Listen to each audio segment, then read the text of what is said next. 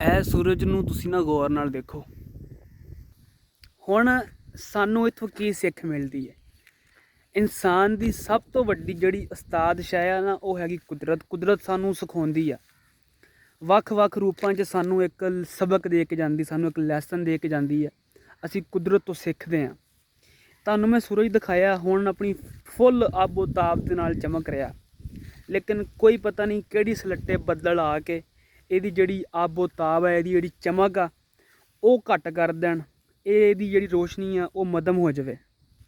ਹਮੇਸ਼ਾ ਆਬੋ ਤਾਬ, ਹਮੇਸ਼ਾ ਇਹਦੀ ਜਿਹੜੀ ਚਮਕਾਹਟ ਆ ਉਹ ਇੰਝ ਨਹੀਂ ਰਹਿੰਦੀ।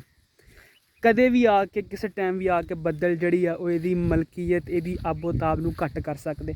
ਸਾਨੂੰ ਇੱਥੋਂ ਸਿੱਖ ਇਹ ਮਿਲਦੀ ਆ ਕਿ ਅਸੀਂ ਆਪਣੀ ਆਬੋ ਤਾਬ, ਆਪਣੀ ਚਮਕ, ਆਪਣੇ ਹੁਸਨ, ਆਪਣੇ ਮਾਲ, ਆਪਣੀ ਸਿਹਤ 'ਤੇ ਜਦ ਵੀ ਮਾਣ ਕਰਦੇ ਹਾਂ ਅਤੇ ਉਹ ਸਾਨੂੰ ਸੋਚਣਾ ਚਾਹੀਦਾ ਕਿ ਕੁਦਰਤ ਜਿਹੜੀ ਆ ਸਾਡੇ ਕੋਲੋਂ ਕਿਸੇ ਵੀ ਟਾਈਮ ਇਹ ਸਾਡਾ ਮਾਣ ਖੋ ਸਕਦੀ ਆ।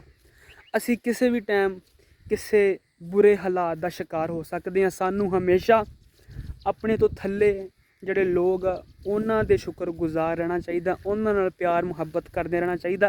ਅਤੇ ਸਾਡੇ ਕੋਲ ਅੱਜ ਅਗਰ ਮੰਨ ਲਓ ਦੌਲਤ ਆ, ਹੁਸਨ ਆ, ਸਿਹਤ ਆ, ਆਬੋ ਤਾਬ ਆ, ਸਾਡੀ ਲੋਕ ਇੱਜ਼ਤ ਕਰਦੇ ਆ, ਸਾਨੂੰ ਆਪਣੇ ਰੱਬ ਦਾ ਸ਼ੁਕਰਗੁਜ਼ਾਰ ਹੋਣਾ ਚਾਹੀਦਾ ਅਤੇ ਉਹਨਾਂ ਲੋਕਾਂ ਦਾ ਜਿਹੜੇ ਸਾਨੂੰ ਇਸ ਕਾਬਲ ਸਮਝਦੇ ਆ। ਕਦੀ ਵੀ ਇਹਨਾਂ ਚੀਜ਼ਾਂ 'ਤੇ ਮਾਣ ਨਹੀਂ ਕਰਨਾ ਚਾਹੀਦਾ ਕਿ ਸਾਡੇ ਕੋਲ ਆਹ ਵਾ, ਸਾਡੇ ਕੋਲ ਉਹ ਆ।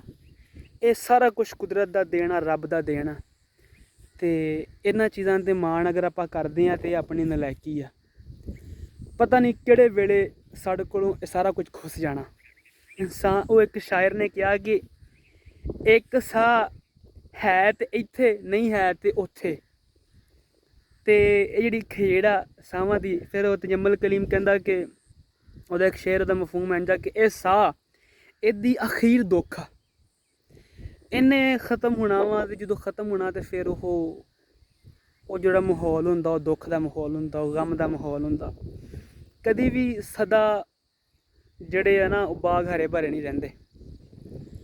ਅਤੇ ਸਾਨੂੰ ਇਹ ਤੋਂ ਸਿੱਖ ਕੀ ਮਿਲਦੀ ਆ ਕਿ ਅਸੀਂ ਜਿਹੜੇ ਆ ਆਪਣੀਆਂ ਹੁਸਨ 'ਤੇ, ਆਪਣੇ ਮਾਲ 'ਤੇ, ਆਪਣੇ ਜ਼ਰ 'ਤੇ ਅਗਰ ਮਾਣ ਕਰਦੇ ਹਾਂ ਤਾਂ ਉਹ ਸਾਨੂੰ ਨਹੀਂ ਕਰਨਾ ਚਾਹੀਦਾ। ਸਾਨੂੰ ਰੱਬ ਦਾ ਸ਼ੁਕਰ ਅਦਾ ਕਰਨਾ ਚਾਹੀਦਾ ਅਤੇ ਆਪ ਤੋਂ ਜਿਹੜੇ ਥਰੜੇ ਲੋਕ ਆ ਉਹਨਾਂ ਦੇ ਨਾਲ ਭਲਾਈ ਕਰਨੀ ਚਾਹੀਦੀ ਆ, ਉਹਨਾਂ ਦਾ ਖਿਆਲ ਰੱਖਣਾ ਚਾਹੀਦਾ ਜੀ। ਇਹ ਅੱਜ ਛੋਟਾ ਜਿਹਾ ਮੈਸੇਜ ਸੀਗਾ। ਆਪ ਦਾ ਖਿਆਲ ਰੱਖਿਓ, ਰੱਬ ਰੱਖ।